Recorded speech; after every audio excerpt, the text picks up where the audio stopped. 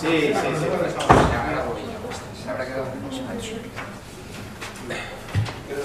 ¿Listo? ¿Seguimos? No, bueno, nos vamos. Yo te voy a presentar. Bien.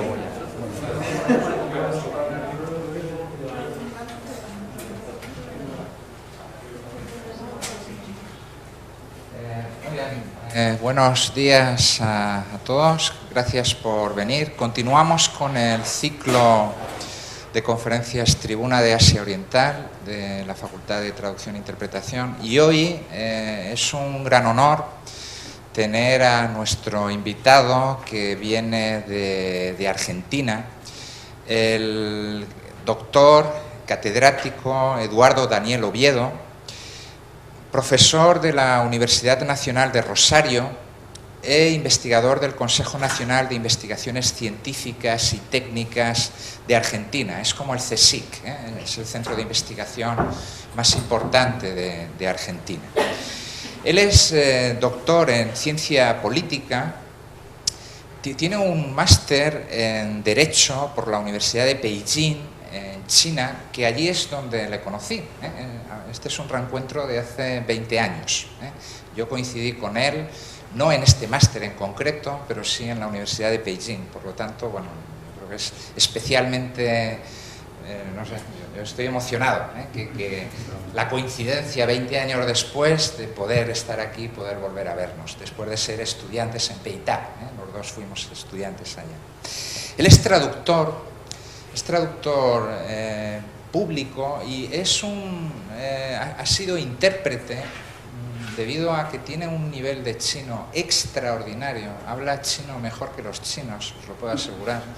Él ha sido intérprete en Argentina del gobierno, es decir, todas las reuniones del presidente de Argentina con el presidente de China desde hace 20 años, él ha estado presente. Él ha sido tanto en China como en Argentina.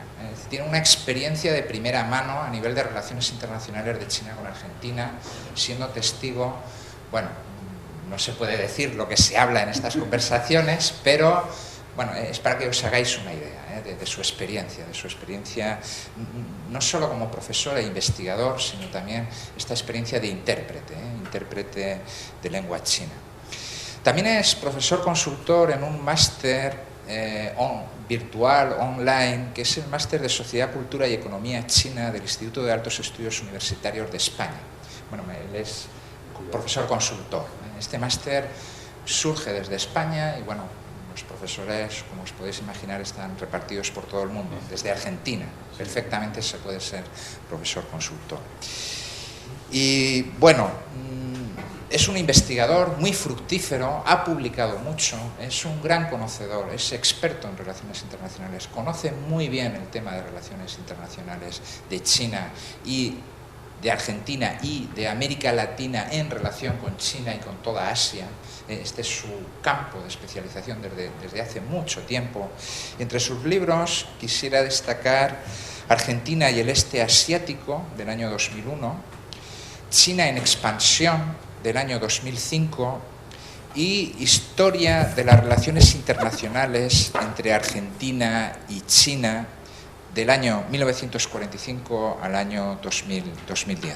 Es este libro que, bueno, este es el último que ha publicado. Este es de ahora, ¿no? Acaba de salir, prácticamente. Muy bien, muchas gracias, Eduardo Oviedo, por venir desde Argentina. En concreto viene de Madrid, viene de un poquito más cerca, pero sí, por estar aquí en España, por venir a compartir tus conocimientos con nosotros y, bueno, por dar esta conferencia que ahora vamos a dar. Muchas gracias. Cuando quieras.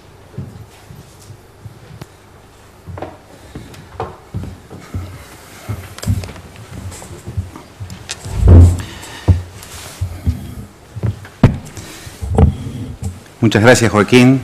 Bueno, para mí realmente es un placer estar aquí en esta Universidad Autónoma de Barcelona, reencontrarme con con Joaquín, recordar tiempos de trabajo, de estudio en la Universidad de Pekín, es para mí muy gratificante. También estar en esta área de estudios que se realiza aquí en la universidad es muy importante porque aquí están los futuros expertos en el área de Asia Oriental, ¿no? Entonces para mí es sumamente importante poder exponer algunas ideas que yo he elaborado respecto a las relaciones entre China y América Latina. Sobre este tema, yo lo vengo trabajando más de 15 años, el tema de las relaciones entre China y América Latina. Las relaciones entre Argentina y América Latina las comencé a estudiar en el año 1985, cuando era alumno en mi Universidad Nacional de Rosario. Era alumno de tercer grado y empecé a estudiar las relaciones argentino-chinas. Y luego de muchos años de esfuerzo pude sacar esa obra que ustedes acaban de ver aquí, que es prácticamente 5 años de tarea continua, pero 20 años de esfuerzo dedicados a un tema que eran las relaciones, que son las relaciones entre Argentina y China. Pero sin embargo yo en este auditorio, hablarles a ustedes de las relaciones argentino-china me parecía muy acotado, entonces me pareció más importante hablar de las relaciones de China y América Latina, especialmente de los temas que a mí me interesan, que es los procesos de modernización, porque China tiene una experiencia formidable respecto a cómo se ha aplicado la modernización en ese país y los logros que ha alcanzado. Y por el otro lado, como vamos a ver en mi presentación, tenemos una región de América Latina que más o menos mantiene su estado, su situación similar desde hace casi medio siglo. Por lo tanto, hay muchos interrogantes que yo me he planteado respecto a qué han hecho los países asiáticos y en particularmente qué ha hecho China, de lo que podemos aprender de ellos para aplicar en nuestra región latinoamericana. Pero obviamente que la exposición, como ustedes ven, vamos a tratar 3 temas o 4 temas fundamentales. Uno es modernización, los intereses de las modernizaciones de cada país, o sea, de China en particular y de la región latinoamericana, las relaciones estratégicas que se van formando a partir de esos intereses, y obviamente esos intereses, esas modernizaciones no se dan en abstracto, sino que se dan en un contexto determinado, y ese contexto que ustedes y nosotros lo vemos como de crisis, yo lo veo también como un contexto de desconcentración económica mundial. Vamos a partir desde el último punto, de la desconcentración económica mundial. ¿Por qué planteamos esta idea de la desconcentración? Bueno, acá vienen algunas cuestiones técnicas desde el punto de vista económico. Estos datos que ustedes ven son los datos tomados del Banco Mundial, que lista aproximadamente 180 países en el año 2000, 190 casi en el año 2010, y de acuerdo al Producto Bruto Interno, el PBI, le vamos colocando un ranking. Ese mismo ranking también lo tomamos, dado que el PBI muchas veces suele verse muy distorsivo, tomamos la variable, lo que se conoce como el PPP, o la capacidad de compra que tienen los ciudadanos dentro de un Estado, que evita determinadas distorsiones que genera tomar el PBI a valores constantes de dólar norteamericano. Bien, y entonces hemos hecho así un listado, y si ustedes ven, de esos 180 países que nosotros aparecen listados en el Banco Mundial, nosotros hemos puesto una línea verde, que la conocemos, le damos el nombre de línea de Pareto, y que en el caso del año 2002, en el año 2000, en términos de PBI, alcanza hasta Holanda en el puesto 14. ¿Qué significa esta línea? Bueno, yo aquí apliqué el criterio de Pareto, es decir, el principio de Pareto dice que el 80% de la riqueza generalmente está concentrada en el 20% de las unidades, o en el 20% de las manos, o de las distintas unidades que ustedes tomen. En este caso serían estados. Pero si nosotros tomamos el año 2000 y habíamos hablado de 180 países, el 20% de esos 180 países son 36 unidades.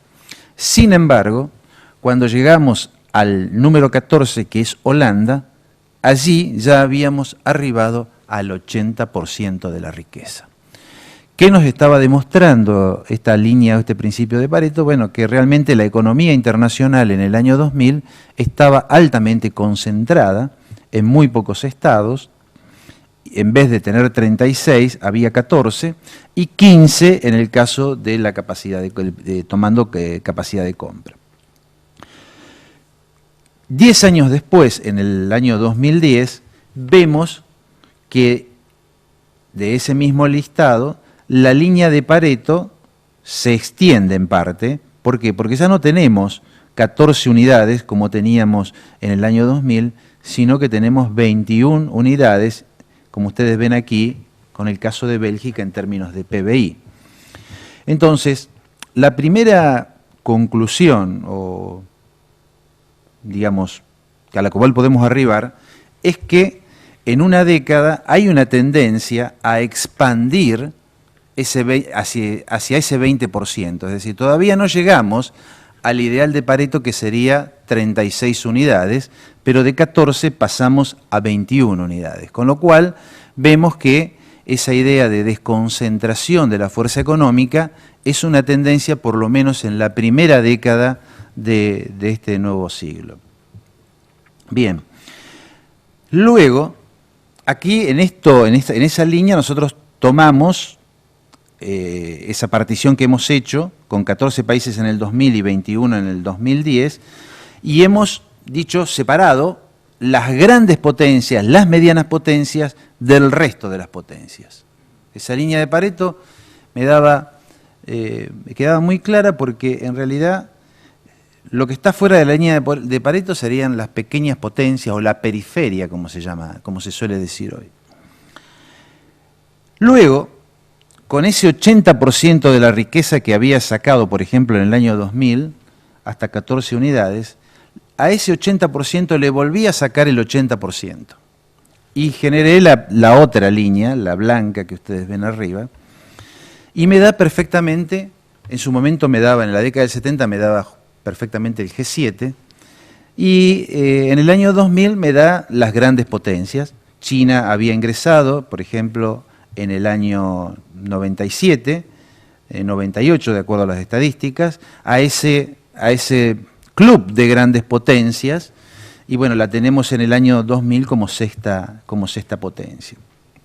Entonces, fíjense en ustedes, sacándole el 80% al 80% me daba las grandes potencias, y aquí yo generé una suerte de criterio, desde el punto de vista económico, para identificar lo que actualmente se habla de potencias centrales, de semiperiferia y de periferia. O de grandes potencias, la vieja o tradicional clasificación, que era de grandes potencias, potencias intermedias y pequeñas potencias. Desde esta misma gráfica nosotros podemos ver distintos estados. Por ejemplo, yo he puesto en amarillo a los países asiáticos.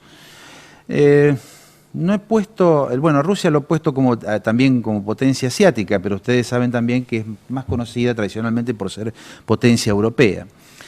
Pero lo que uno identifica es que potencias asiáticas que después de la Segunda Guerra Mundial no eran ni siquiera estados, tomemos un ejemplo, Corea del Sur, hoy tienen posiciones importantes dentro de la economía internacional.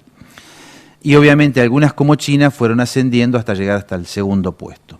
La situación de América Latina, que ustedes lo pueden ver en rojo, solamente cuenta con un país, que es Brasil, que recientemente está ingresando en este oligopolio de poder o directorio de grandes potencias o club de grandes potencias, y México, que mantiene un rol de potencia intermedia. Argentina está, obviamente, desde el punto de vista económico,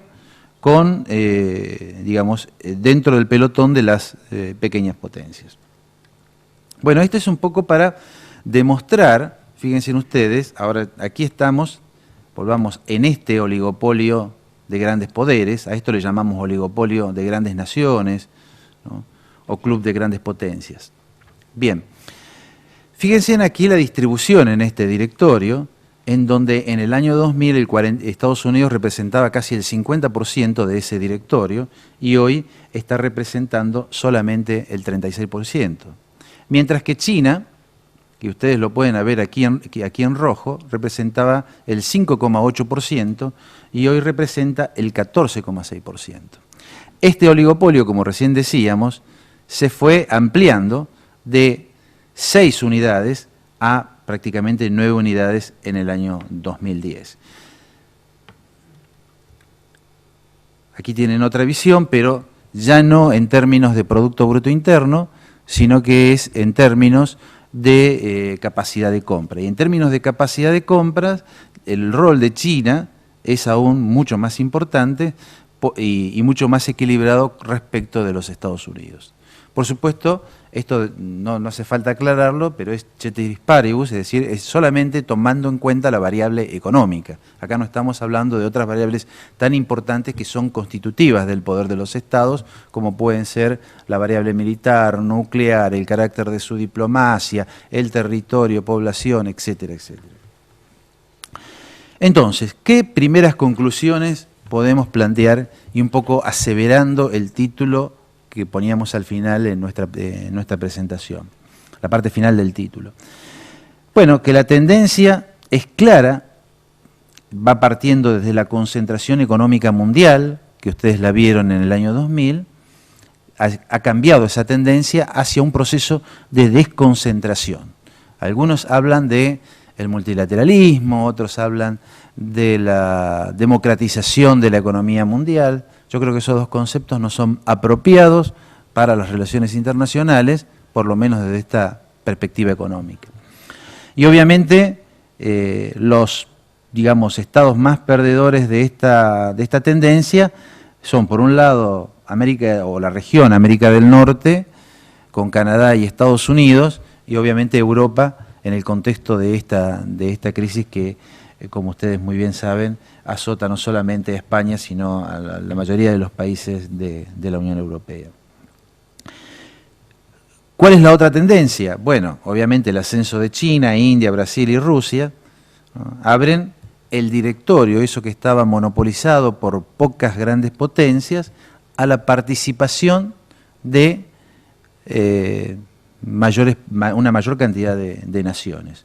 Pero hay que tener cuidado, porque si bien existe la tendencia hacia la descentralización del poder económico mundial, nuevos estados, como por ejemplo el caso de China y más levemente en el caso de la India, están nuevamente reconcentrando la riqueza. Por lo tanto, estas ideas que nosotros hablamos hoy de multilateralidad o de multilateralismo, hay que tener suma delicadeza en analizarlas coherentemente, porque sí, es claro, la tendencia de desconcentración es muy visible, pero cuidado que hay estados que están nuevamente reconcentrando la riqueza y uno de ellos es China.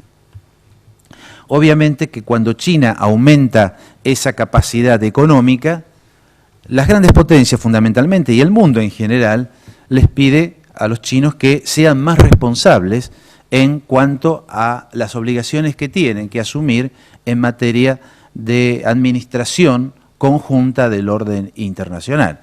Obviamente China es reacia a veces a asumir estos compromisos. Cuando hablamos en términos de compromiso implica una mayor participación en Naciones Unidas y en otros organismos multilaterales, y tener también una mayor participación en los organismos financieros internacionales y otras instituciones.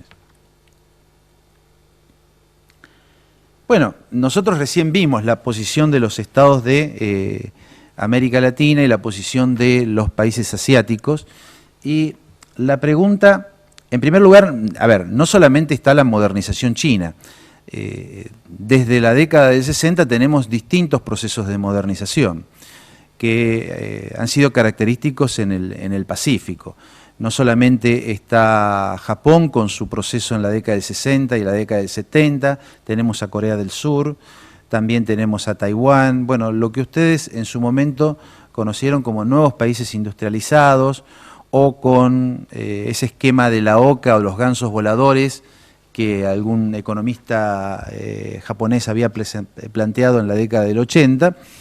Y obviamente China es un mayor desafío para la región porque en realidad cuenta con un régimen político totalmente distinto del que tenían las otras naciones que fueron ascendiendo en la economía mundial y avanzaron en sus procesos de modernización.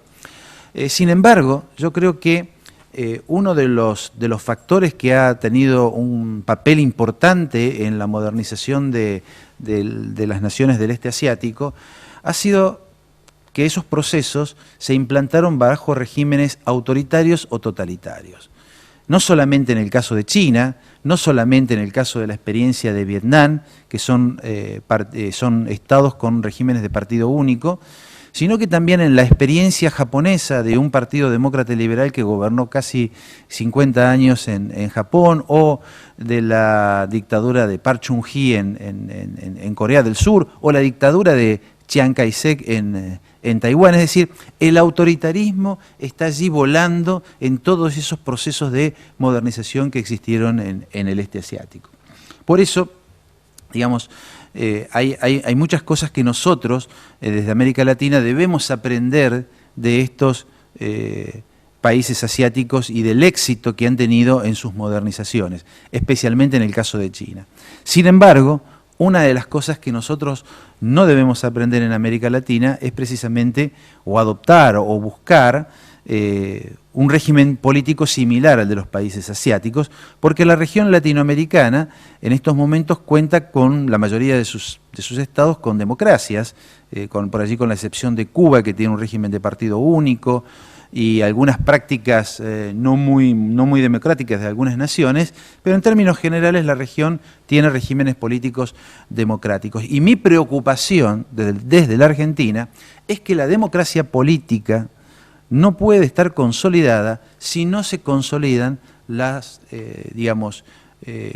desarrollo económico y el desarrollo social de estas naciones, ¿no? Si no tenemos crecimiento económico, si no tenemos de ese crecimiento una modernización y no tenemos una distribución correcta del ingreso en estos países, vamos a tener consecuencias sociales como ya las hemos tenido. Por lo tanto, y eso afecta a los regímenes políticos. Entonces, yo diría que América Latina, para salvaguardar sus propios regímenes políticos, necesitan hacer una segunda transición, no ya como hicimos en la década del 80, que fue la transición política, incluso la de España, algunos la colocan dentro de la tercera ola de transiciones, otros no, pero bueno, estamos todos más o menos en esa misma etapa que hicimos transiciones de regímenes autoritarios, o algunos de regímenes autoritarios duros, otros más blandos, para pasar a la democracia. Hoy lo que necesitamos son transiciones en el ámbito económico y fundamentalmente en el ámbito económico y en el ámbito social, para fortalecer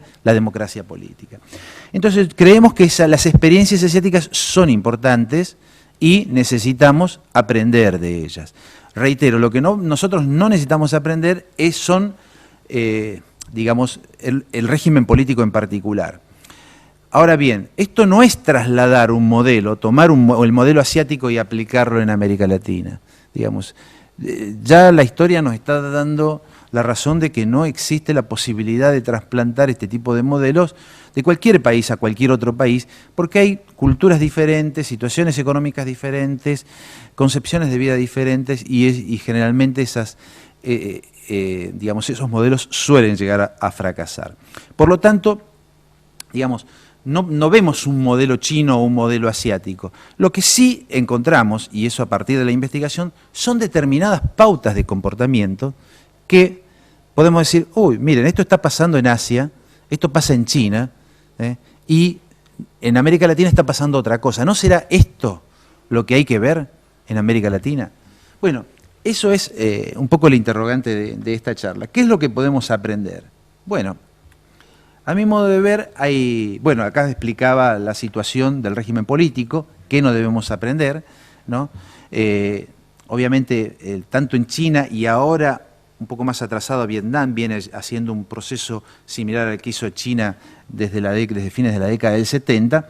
Bueno, son modelos autoritarios de modernización que tienen características muy positivas desde la perspectiva de un modelo autoritario, un modelo monista, como se lo conoce en la teoría de la modernización, es decir, un modelo que es desde arriba, impone las decisiones desde arriba hacia abajo, sin, digamos, la participación de grupos o sectores sociales. Y obviamente no están exentos de la presión que ejerce la modernización sobre el régimen político. Uno de los graves problemas que hoy tiene China es cómo adapta su régimen político a los grandes cambios económicos que se han llevado a cabo en China, con el ingreso de la formación de sectores medios que ya no solamente quieren comer y vestirse, sino que ya tienen nuevas ideas y tienen otras demandas políticas. Lo que sucede es que cuando en un país, y fundamentalmente en el caso de China es muy particular, se toca la economía o se modifica la economía, es decir, si no se modifican las otras variables, tarde o temprano, digamos, hay una falta de correlación entre ambas. Fíjense en ustedes, y tomemos un caso totalmente inverso al de China, que es el de Corea del Norte. Corea del Norte no hizo ningún cambio económico, sigue con su modernización militar, ¿no? Y sin embargo, al no tener ninguna perturbación proveniente desde el ámbito económico, la dinastía Qin, la familia Qin, tanto Kim Il-sung, Kim Jong-il y ahora Kim Jong-un, parecería ser que no tienen problemas de inestabilidad política interna. Es decir, por eso, desde el punto de vista de la familia Qin, se preguntan cuando los chinos le quieren ofrecer el modelo de reforma china para aplicarlo en Corea del Norte, con justa razón los Qin le pueden decir, ¿para qué? Si nosotros tenemos estabilidad política. Entonces, fíjense cómo, digamos, al tocar la economía se producen cambios que China, a mi modo de ver todavía, desde la variable política, no ha hecho los cambios fundamentales, ¿no? Me recuerdo un discurso de Hu Jintao en la Universidad de Yale en el año 2006 que hablaba de la reforma política, pero yo no veo todavía una sustantiva reforma política en China.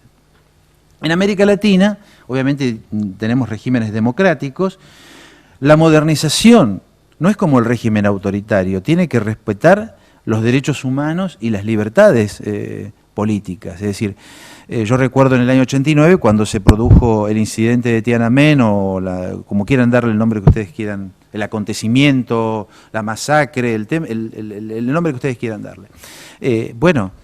Los chinos tomaron una decisión política, el gobierno chino, de reprimir y continuar en su proceso de modernización.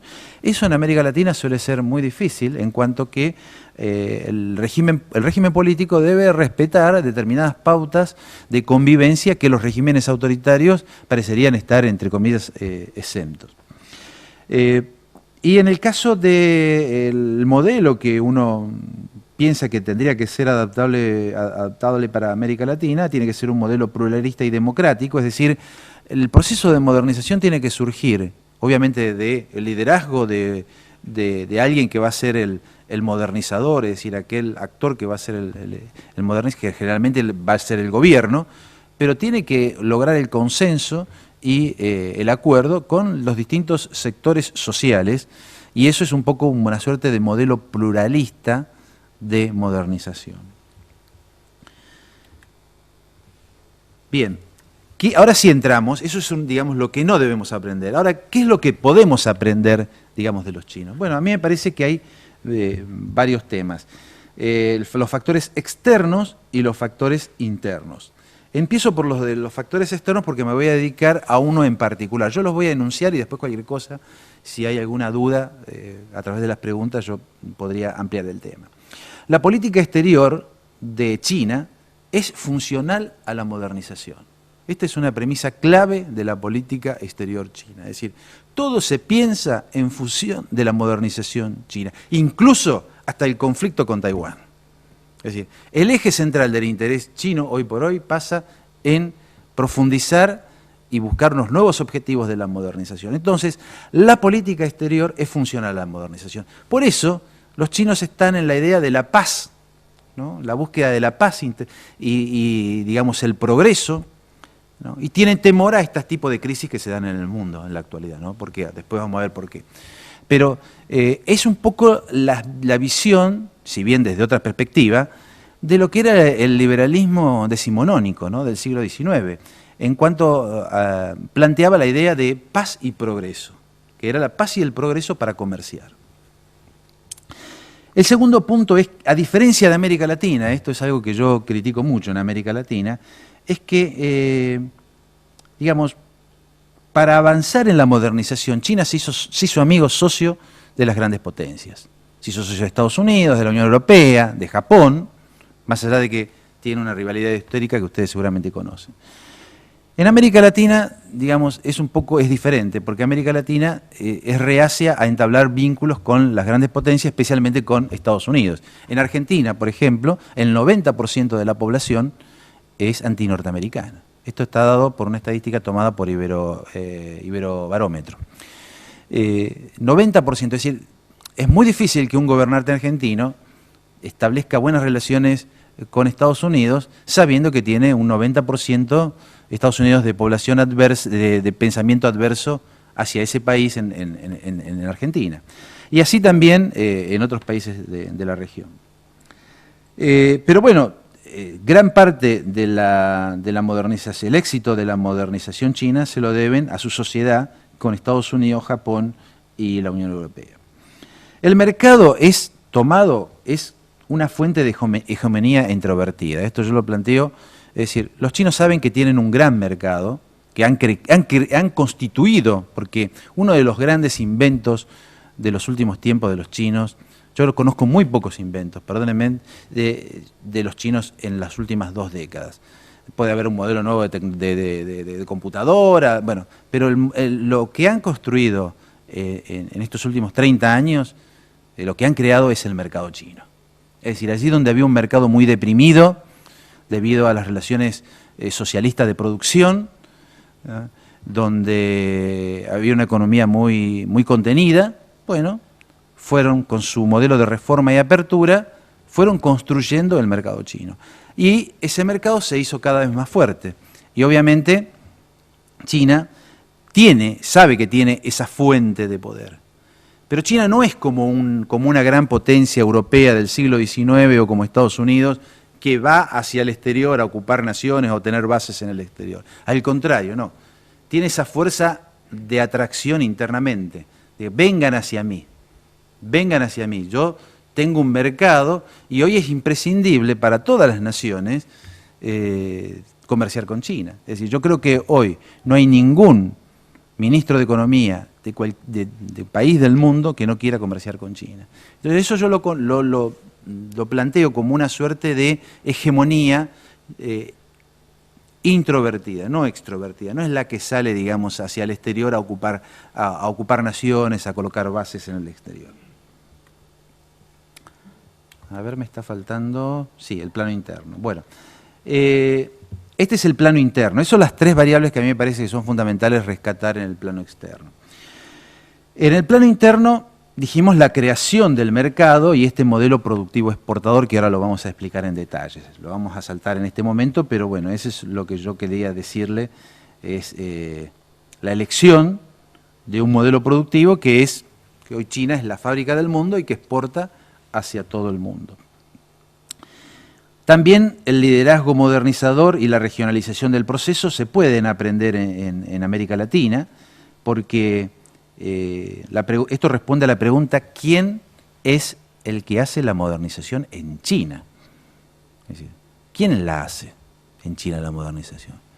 Bueno, la hace el Partido Comunista Chino. Es el que lleva a cabo el liderazgo modernizador. Y dentro del Partido Comunista Chino, los Han son la mayoría. Por lo tanto, cuando nosotros hablamos de que China creció desde la costa hacia el oeste, no es porque creció así porque alguien quiso, es porque los Han están en esa región, ¿no? Y de así se fue expandiendo y ahora obviamente está buscando tratar de consolidar el proceso de modernización en la parte central y en la parte occidental. Entonces, en América Latina también nosotros tenemos que preguntarnos quiénes son los que van a liderar el proceso de modernización y dónde vamos a comenzar en países tan extensos como, por ejemplo, el caso de Brasil y el caso de Argentina. Bien. Un punto que a mí me parece relevante y que es realmente el agua y el aceite entre América Latina y China, es este tema de la reducción de la distancia ideológica y la estabilidad en el mundo político. Digamos, la existencia del Partido Comunista Chino no elimina la política en China. Es decir, porque haya un partido único, no es que no hay política en China. No tienen un sistema de partidos. Cuando no hay un sistema de partido, la política se da dentro del partido. Entonces allí se empiezan a generar distintas líneas de pensamiento entre distintos líderes, que van desde una llamada izquierda hacia una derecha, pero que en el debate chino está muy acotado. Obviamente tenemos que excluir a la disidencia política. La disidencia política ustedes saben que es antirrégimen, pero dentro del partido hay un debate sobre la modernización. En la década del 90, recuerdo, ese debate se daba se daba respecto de la velocidad de la modernización. Es decir, había algunos que querían acelerar la modernización. Recuerdo que estaba Chu Rongji, que era el que quería acelerar ese proceso. Y estaba Li Peng, que era el más ortodoxo, el más moderado, que quería, digamos, una velocidad más limitada de ese proceso. Por lo tanto, fíjense en ustedes que el debate en China, dentro del partido, era muy acotado. Era sobre la velocidad de la modernización y sobre la velocidad de la apertura. Me hacía acordar mucho a los debates que se daban en Estados Unidos entre los republicanos y los demócratas allá por la década del 60. ¿No? Un debate muy acotado. La diferencia con América Latina es clara, ¿no? Es decir, en América Latina tenemos de la extrema izquierda hasta la extrema derecha y un amplio abanico en el medio, y algún gobierno dice queremos hacer la modernización y vamos para este lado, y uno les salen y dicen no, eso no sirve y no va. Tenemos que ir para el otro lado. Entonces, evidentemente el arco político es demasiado amplio y no existe la posibilidad de alcanzar consenso y lograr una política de Estado. Hoy lo que la región está pidiendo en América Latina son precisamente políticas de Estado, a través de llegar a algunos consensos. Entonces, los chinos han hecho muy bien esto, es decir, el arco político está acotado y tienen un objetivo que es la modernización.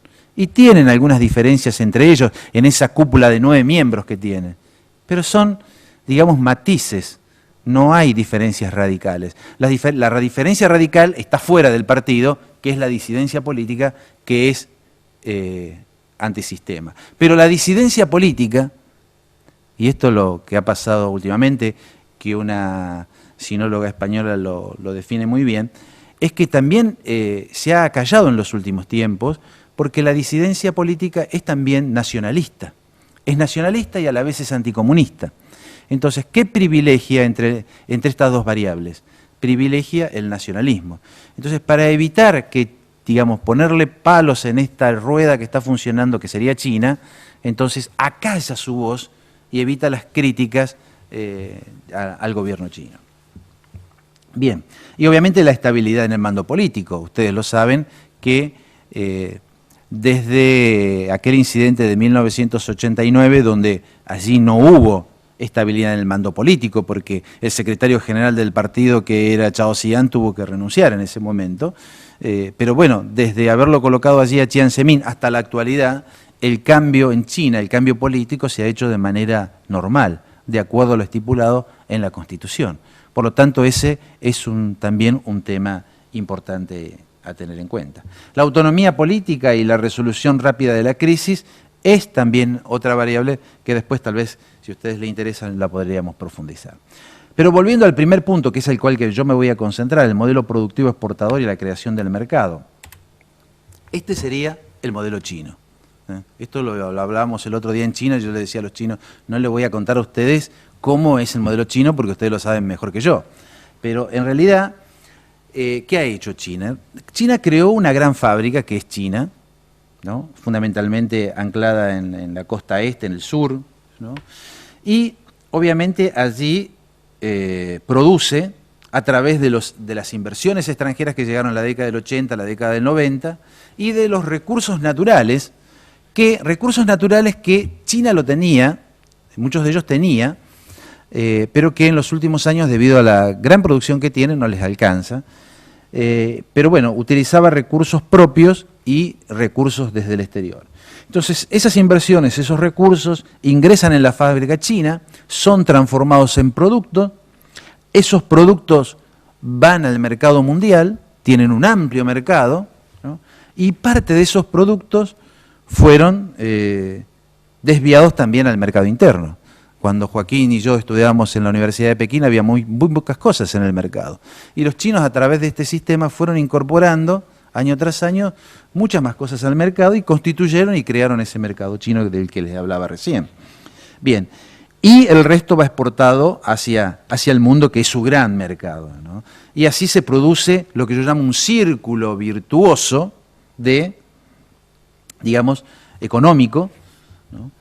Que tiene mucho temor a estas crisis que están apareciendo ahora en el mundo, la de Estados Unidos, ahora la del euro. ¿Por qué? Porque cuando aparecen estas crisis, se le corta este circuito. Y si se corta este circuito, genera problemáticas sociales internas muy graves.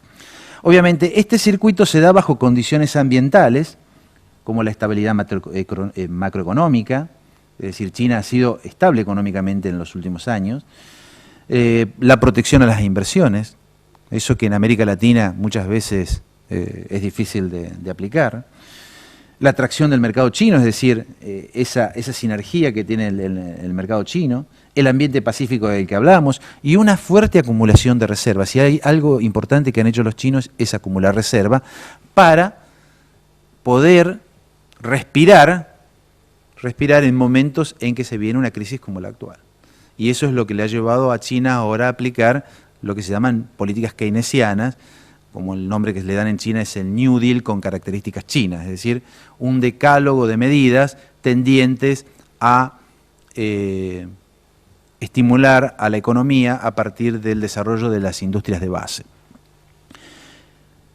Y obviamente para hacer esa política se necesitan fondos, y China fue acumulando fondos importantes en los últimos años. Obviamente que la industria, propiamente dicha, esa fábrica, no está exenta de problemas hoy por hoy. Hay grandes presiones, como por ejemplo el alza del precio de las materias primas. Es decir, los productos que ellos producen, digamos, no ha tenido una variación sustantiva en el mercado en cuanto a su valor, pero sí sus insumos, las materias primas. Por lo tanto, eso ejerce presión sobre los costos, porque los productos chinos se caracterizaron por ser a un precio menor que cualquier otro tipo de productos. Entonces, si se les sube el valor de los insumos, ellos tienen una presión muy fuerte respecto al precio de venta. También tienen problemas con el costo laboral. El costo laboral, obviamente, el mercado que decíamos que antes no había, ahora hay un mercado. Los chinos ya no quieren andar en bicicleta, quieren andar en vehículos o quieren comprarse cosas, y esas cosas cuestan.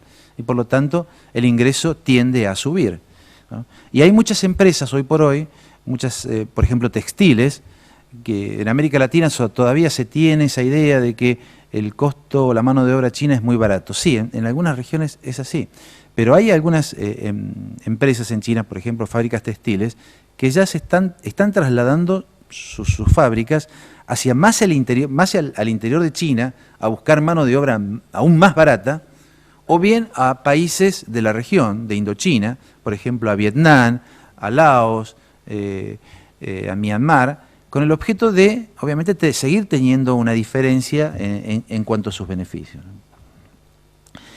La reducción de los mercados externos, evidentemente la industria china y fundamentalmente la del sur tiene una alta presión a partir de la depresión de los mercados en Estados Unidos y en Europa, y eso afecta, digamos, también a la industria china, y el siempre anhelado pedido de Estados Unidos de reevaluar digamos, el yuan, que en última instancia, ante la depresión del dólar y muchas veces la disminución del valor del euro, digamos, lo que provoca paralelamente es una revaluación del yuan, ¿no? Por lo tanto, digamos, el costo para la industria que vende en dólares, no vende en yuanes, es cada vez más alto. Entonces, todos esos son factores que a veces no lo tenemos en cuenta desde el exterior, pero que están sucediendo en China.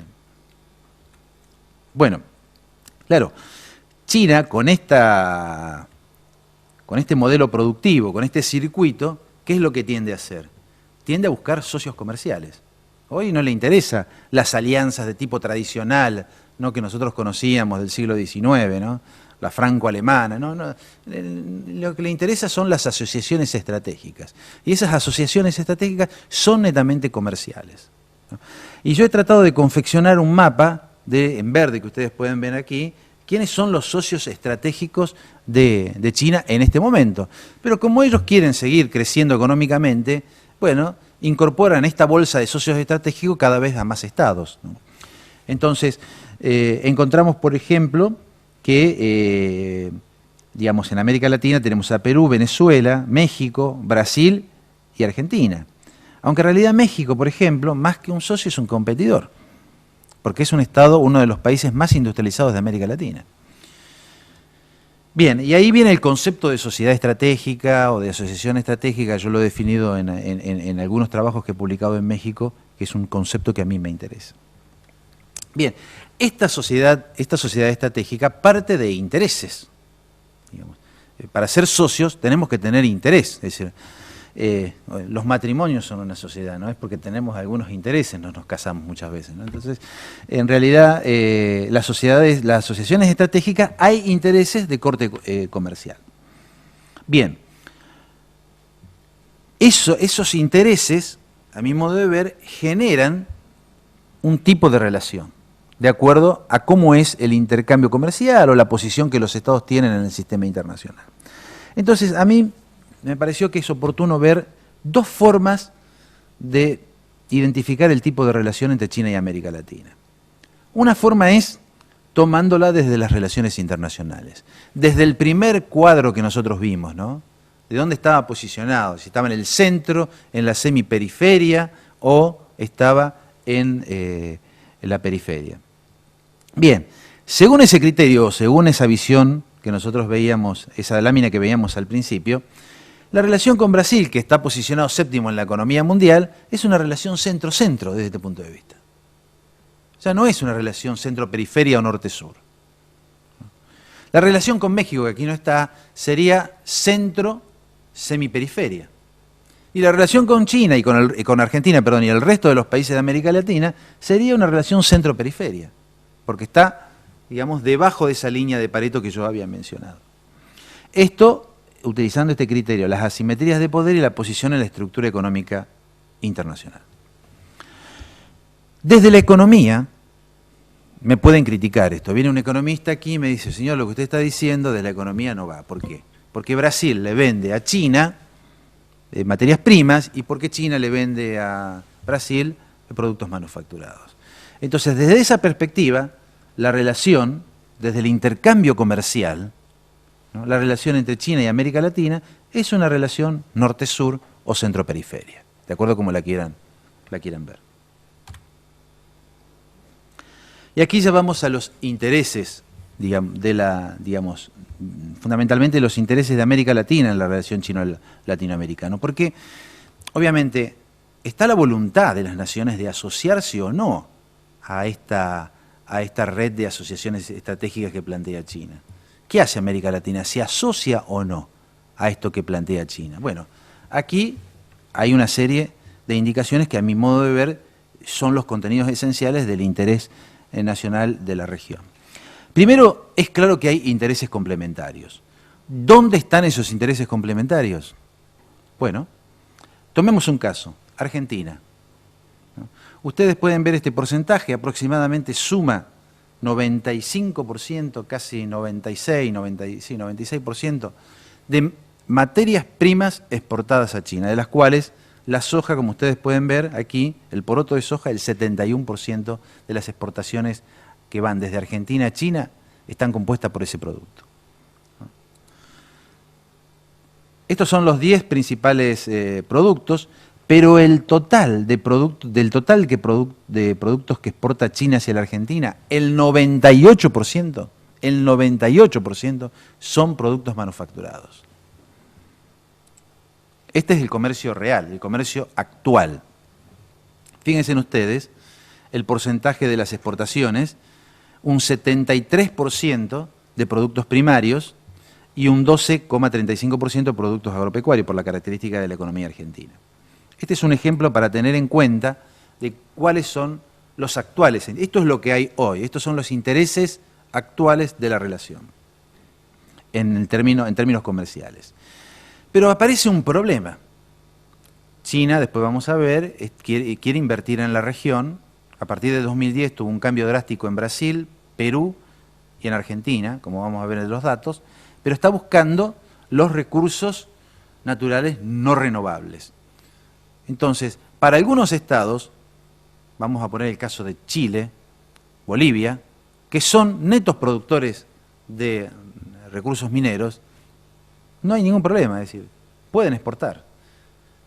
Pero para la Argentina, si queremos plantearlo desde un punto de vista de que necesitamos un proceso de modernización nosotros, tenemos que ser muy precavidos.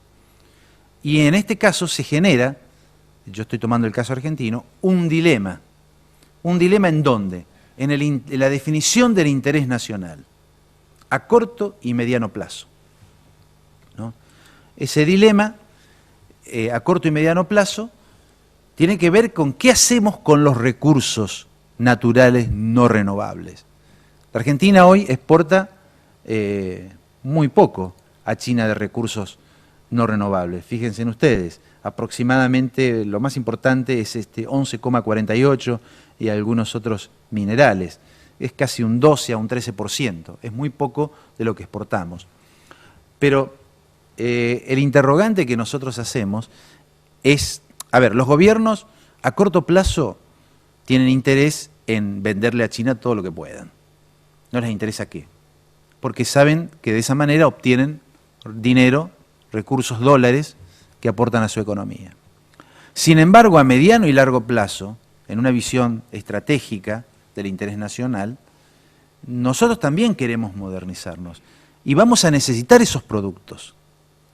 Por lo tanto, si China nos quita esos productos, como fue quitando los de su propio territorio, bueno, va a llegar el momento en que vamos a buscar esos productos para nuestra propia modernización y no los vamos a tener. Entonces ahí surge el dilema en armonizar las políticas de largo plazo con las políticas de corto plazo. Esto que yo les decía a ustedes es muy poco para las exportaciones argentinas, pero para el resto de los países latinoamericanos, los productos primarios y fundamentalmente las materias primas no renovables son muy importantes. Brasil exporta, por ejemplo, un 44% de su mineral de hierro y un 6% de petróleo crudo. El 50% de los que exporta a China son productos, materias primas no renovables. Y ni hablar de otras economías como la de Ecuador, ¿no? El 94% de petróleo, u otro país, ¿no? Que podamos tomar en cuenta como puede ser Chile, Bolivia. Pero bueno, reitero, ellos son productores de estos productos, valga la redundancia. El otro problema que se nos presenta en la región es que cuando hay dos modelos en la región, cuando nosotros queremos desprimarizar nuestras economías, empieza a emerger la tensión comercial, ¿no? Y en esto, en América Latina existen dos tendencias claras, ¿no?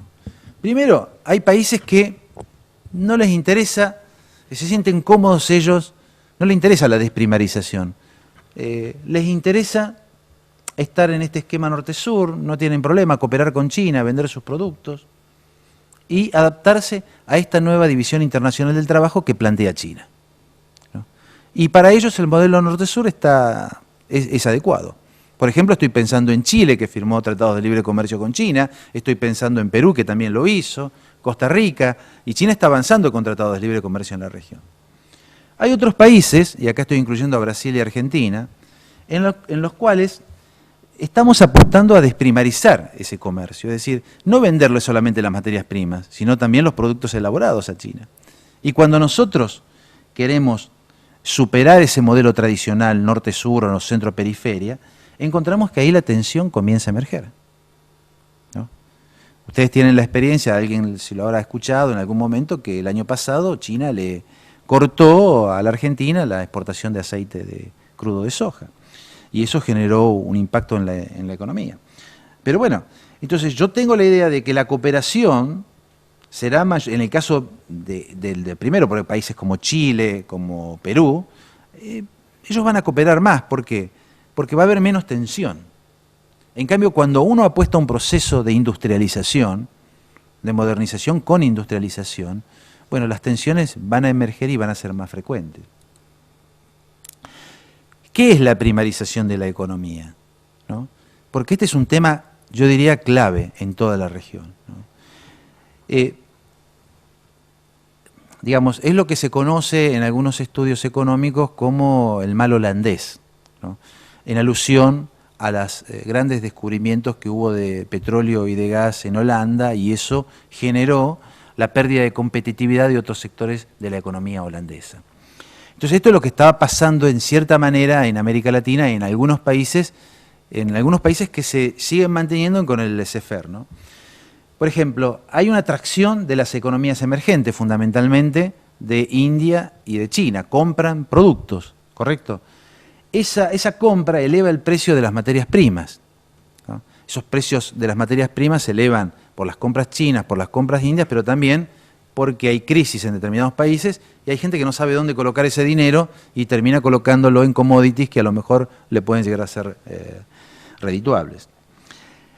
Eso provoca un ingreso de divisas provenientes del sector primario. En el caso argentino es claro la soja, por ejemplo, el ingreso de dólares que provienen de la soja, genera el boom del sector primario, ¿no? Con lo cual eso va generando, ¿qué cosa? Al tener más dólares la economía, comienza a depreciar el dólar, que es lo que le está pasando a Brasil. El cambio en Brasil, el valor del dólar fue disminuyendo porque había una gran existencia de dólares. Pero al tener un dólar barato, el exportador, por ejemplo el de Brasil, no puede exportar, porque los costos internos, tanto de mano de obra, insumos, son muy elevados. Entonces pierden los otros sectores que no están vinculados a esta exportación de productos primarios, pierden competitividad. En Argentina el sector dinámico de la economía es el campo. Ingresa las divisas por la soja y obviamente ese sector es dinámico, pero los otros sectores terminan perdiendo competitividad y no pueden colocar sus productos en el exterior. Y de esa manera se agudiza el rol del sector primario en la economía en detrimento de otros sectores y se llega a la primarización de la economía. Aquí tienen unas gráficas de Naciones Unidas, es hasta el 2006, pero la tendencia es creciente. Fíjense cómo se produce la industrialización en China, que es la línea roja. El caso, por ejemplo, de Brasil, que ha venido en caída y después se ha mantenido relativamente estable. El de México, también hasta el 2006 que entra en caída.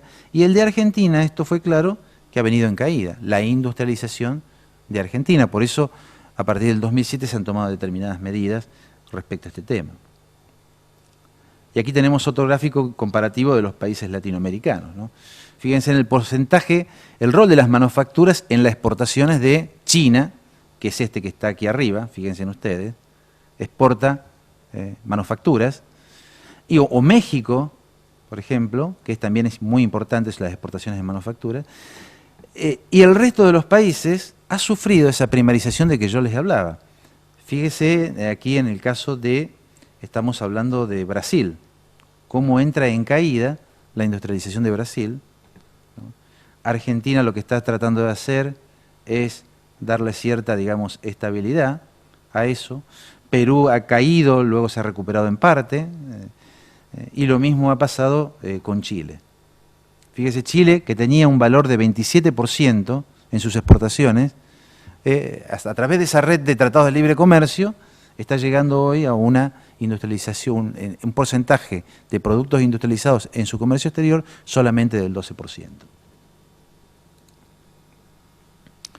Bueno, este es, digamos, el punto número 1. A ver si podemos volver.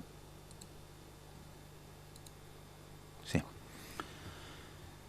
El crecimiento económico y la competencia en terceros mercados. Este es otro tema. Es decir, China crece económicamente y termina desplazando a los países latinoamericanos de terceros mercados. En el caso de la Argentina en particular, esto es del año 2006, Argentina estaba posicionada en el puesto número 2, en la década del 80 estuvo primera, fue desplazada por Estados Unidos, tercera estaba China, y ahora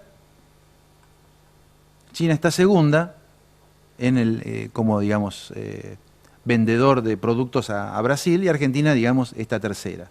Y este tercer puesto se logra mantener gracias a un tratado de libre comercio que tiene, que es el Mercosur, ¿no? El Mercado Común del Sur, que es un tratado de libre comercio en última instancia, y a su vez de estar al lado de Brasil. Entonces fíjense en los chinos, que están tan distantes y que no tienen un tratado de libre comercio con Brasil, termina desplazando a Argentina de un mercado tan importante como es Brasil. Si nos desplaza de ese mercado, piensen qué puede suceder respecto de otros mercados. Hoy, por ejemplo, este es Brasil, China es el socio principal de Brasil, Estados Unidos es el segundo socio y Argentina es el tercero. Bueno, acá tenemos el tema del dumping y el antidumping y, digamos, la economía de mercado.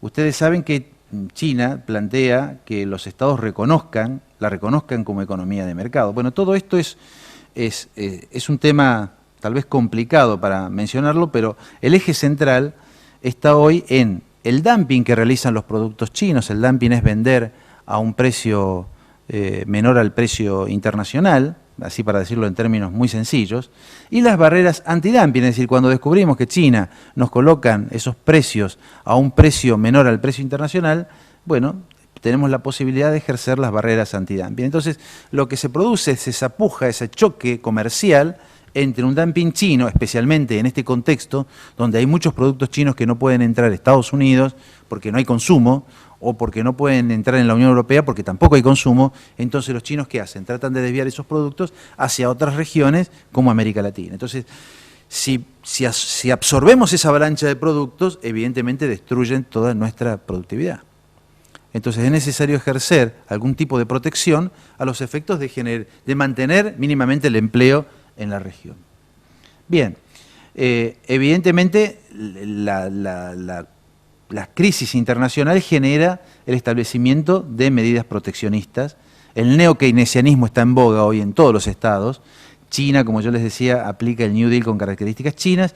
En Argentina está el estímulo del consumo como medida, ¿no?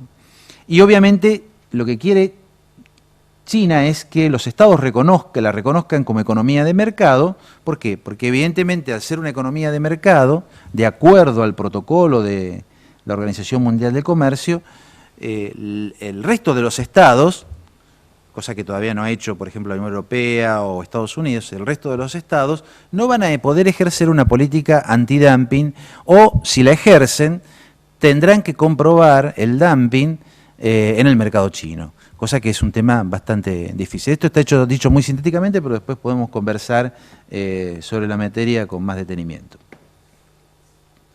A ver, esto lo podemos saltar. Bueno.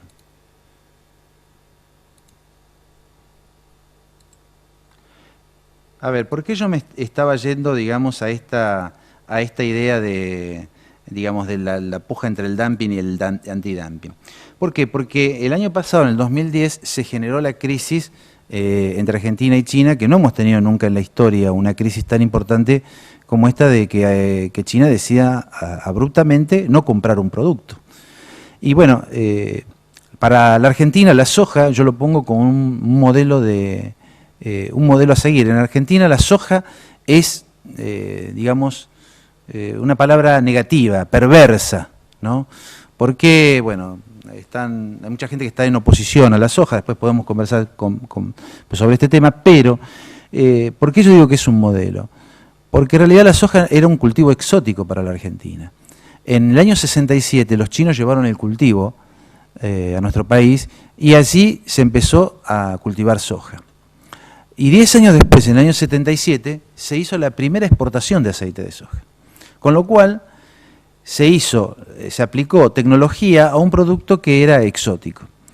Por lo tanto, a mí me parece que eso lo que permitió o lo que permite es que se pueden utilizar otros cultivos, incluso algunos cultivos que son también del este asiático, para ser producidos en Argentina y ser vendidos al este asiático.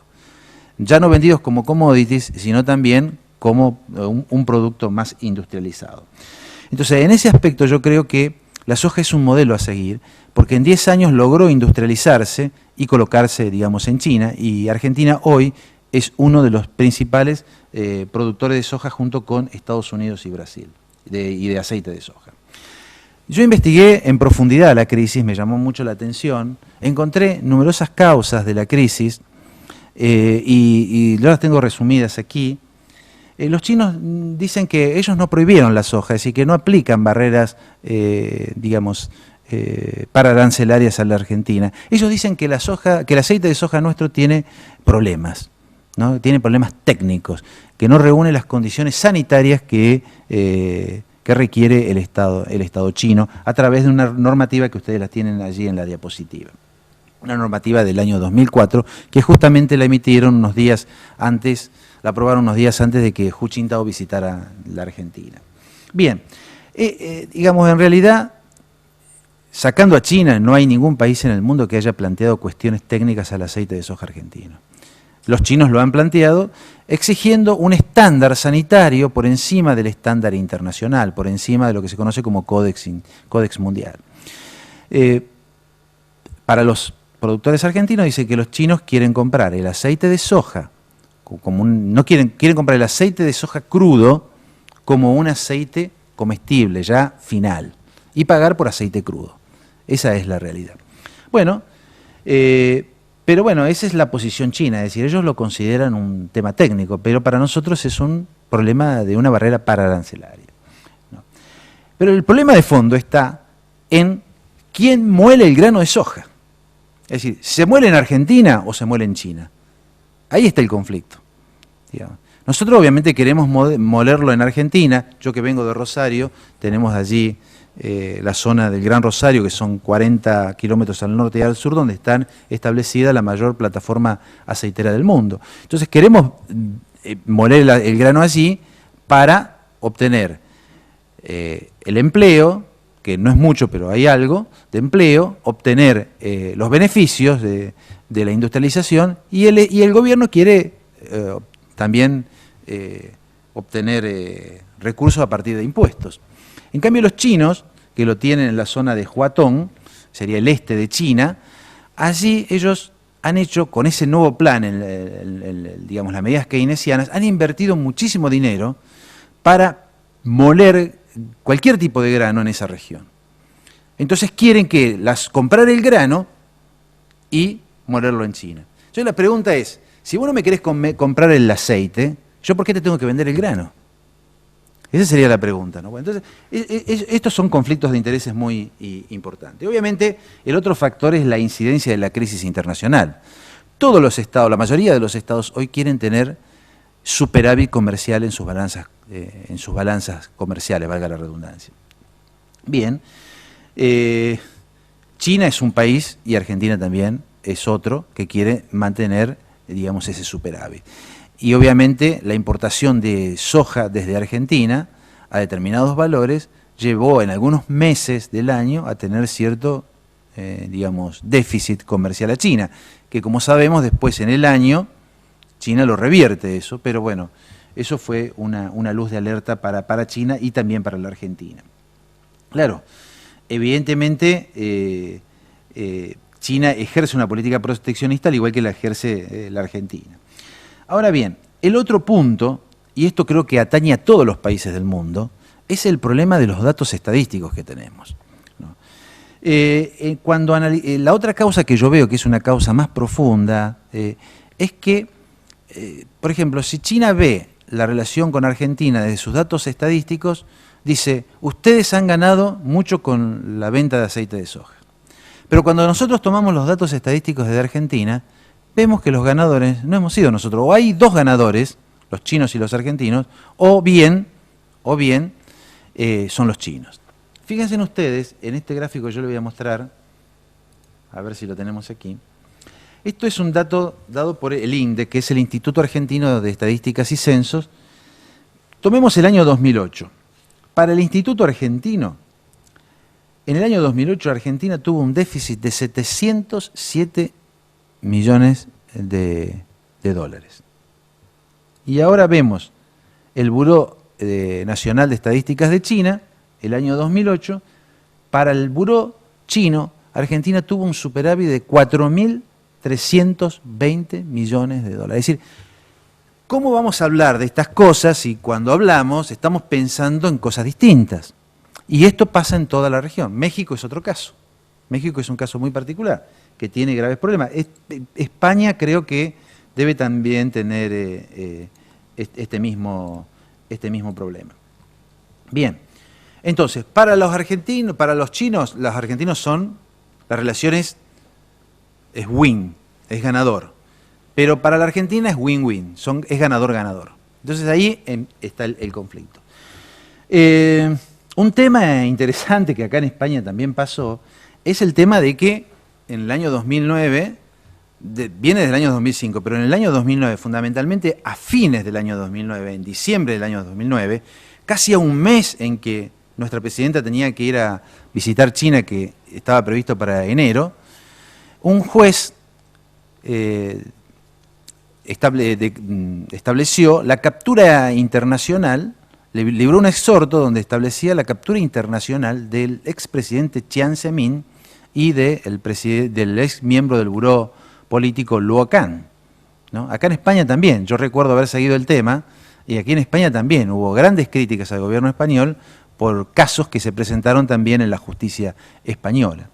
Entonces yo no creo que haya una relación muy directa entre este tema de derechos humanos y la política china frente a un producto argentino. Pero cuidado que los chinos suelen interrelacionar las agendas. No es que solamente van a hablar de comercio, sino que también la política y otros temas se entrecruzan con el tema comercial. No es que el gobierno argentino o la presidenta Kirchner haya llevado una política en contra de China respecto del tema de derechos humanos, al contrario. Yo diría que incluso aún negando su propia política interna de derechos humanos, la presidenta ha tenido un trato muy favorable respecto de esta cuestión en materia internacional. Sin embargo, obviamente hay jueces que han tomado el caso en el año 2005 de algunos practicantes de Falun Gong y han llevado el expediente y han tratado de juzgarlo de la mejor manera posible con la absoluta independencia del poder político.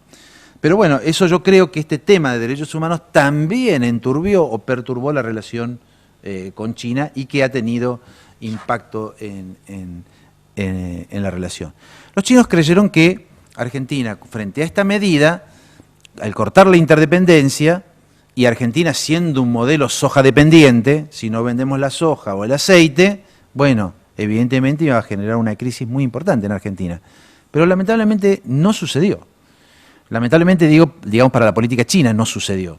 ¿Por qué? Porque la Argentina tomó contramedidas respecto de esta crisis que fueron relativamente muy saludables. La primera es empezar a buscar otros socios comerciales. Y como acá los oferentes y los compradores son muy pocos, los oferentes son Brasil, Estados Unidos, Argentina, fundamentalmente hay otros países, y los compradores, está China, pero está la India, Irán, bueno, otros países asiáticos. Entonces, si China dejaba de comprarle a la Argentina, le iba a comprar a Estados Unidos, que tiene un estándar menor al de Argentina, que esto es otra de las cosas que hay que decir, ¿no? Los chinos cerraban los ojos ante un producto americano que no tiene certificación, ¿no? Que esto es importante, conocerlo para otros países que quieren exportar a China. Entonces, fueron y le compraron el aceite a los americanos o a los brasileños.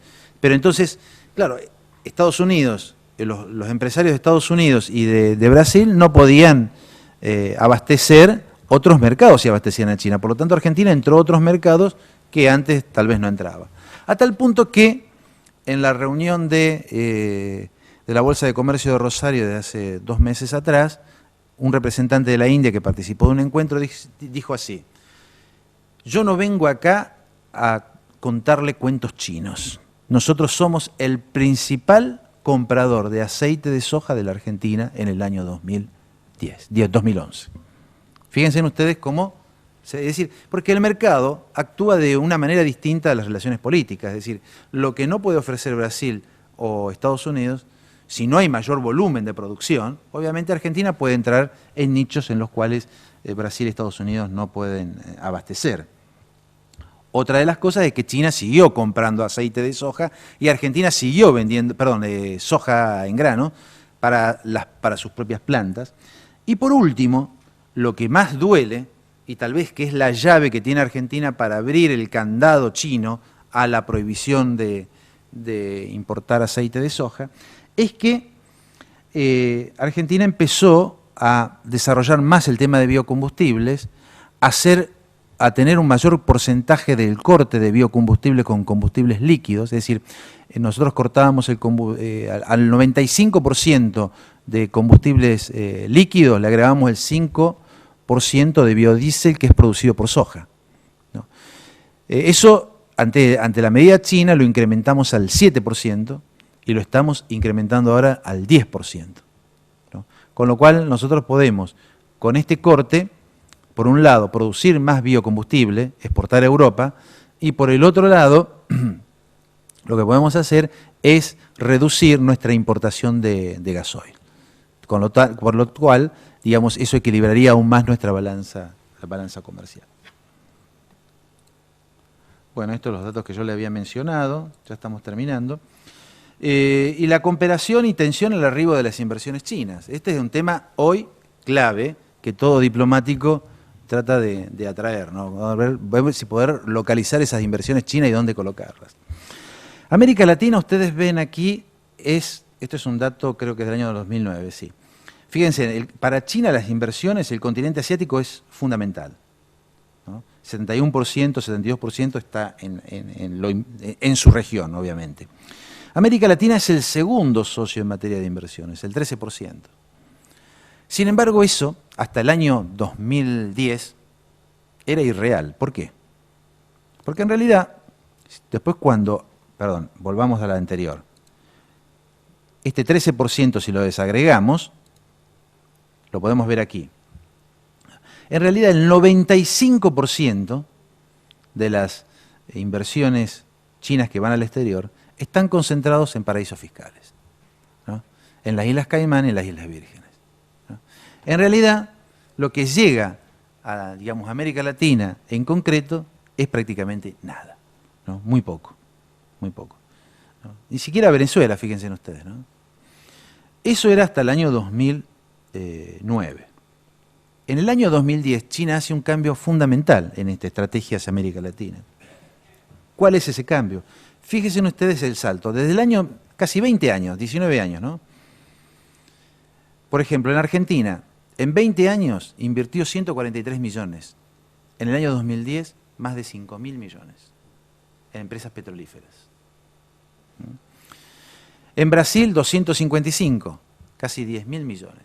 Con expectativas, estas son expectativas, tendría que chequear nuevamente a ver qué es lo que se ha invertido, tomando algún informe de algún organismo latinoamericano.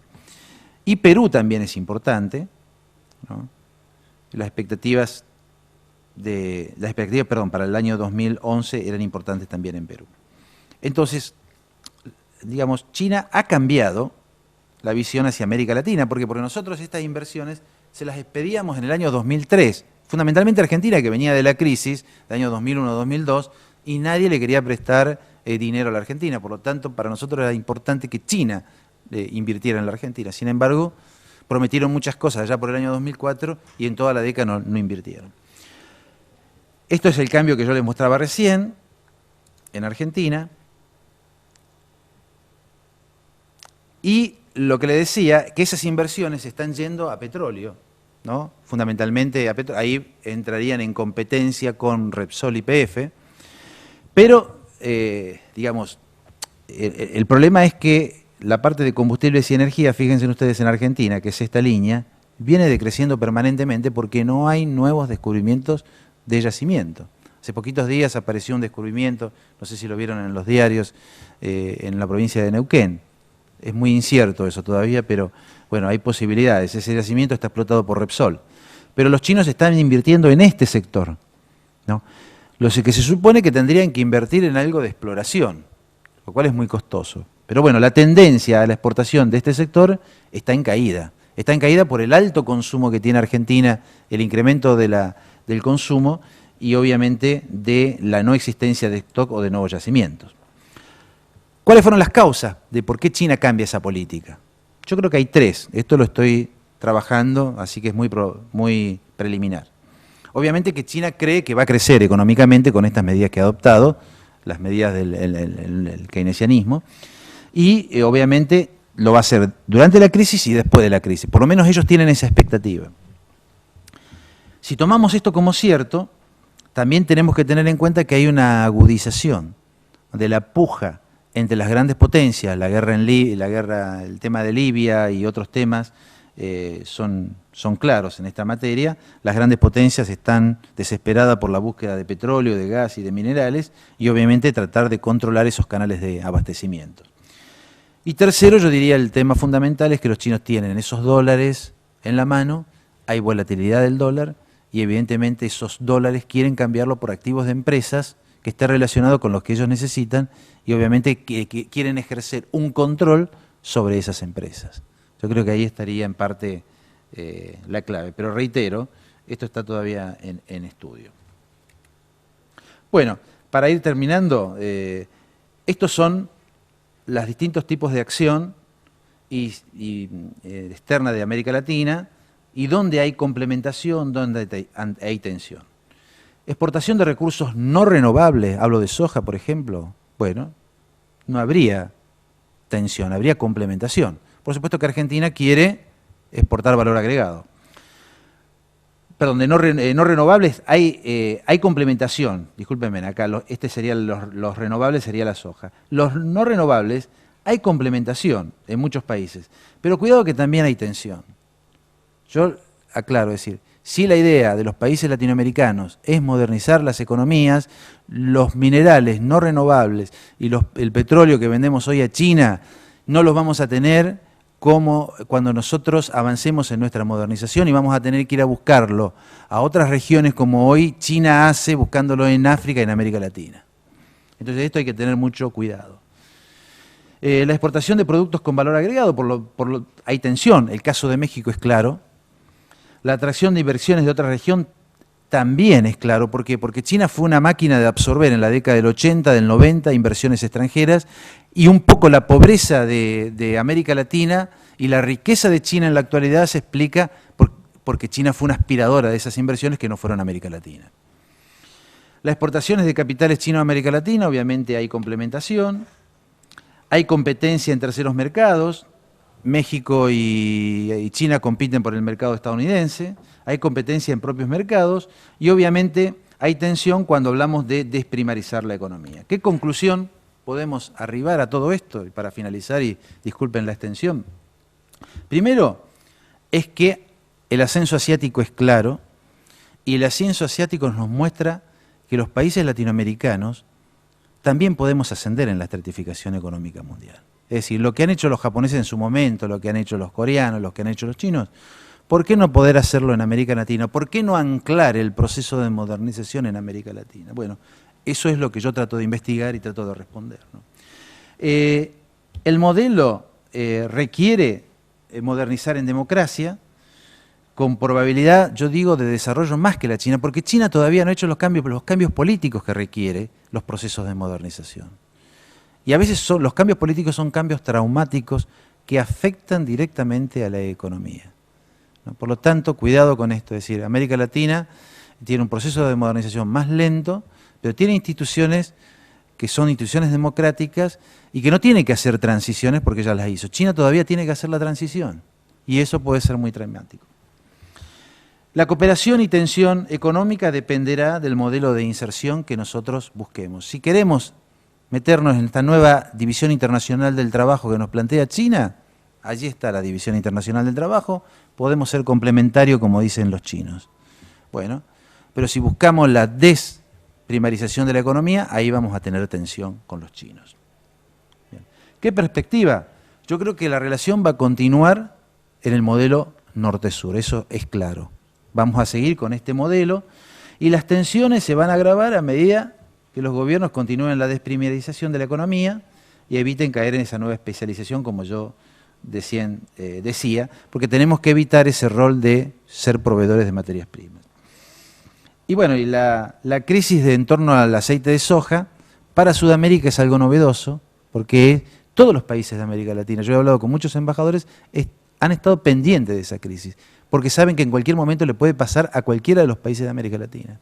Entonces ha sido una suerte de caso ejemplificador, es decir, con lo que China ha buscado en esa materia. Bueno, evidentemente, esto se da en un contexto en que los países tienen alto proteccionismo y el desafío que yo planteo como investigador de América Latina es que tenemos que buscar un camino distinto al mexicano. ¿Por qué? México tiene alta tensión comercial con China y nosotros queremos desviarnos de ese punto. Muchísimas gracias.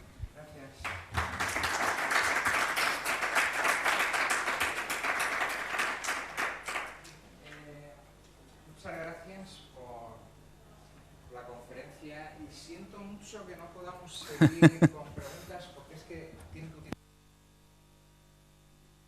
Pido disculpas por la intención. Si queréis fuera podemos hablar. Sí, con gusto, con gusto. Tenemos que desalojar el aula que están esperando. Pido mil disculpas por la extensión, a lo mejor podría haber sido un poquito más reducido. Está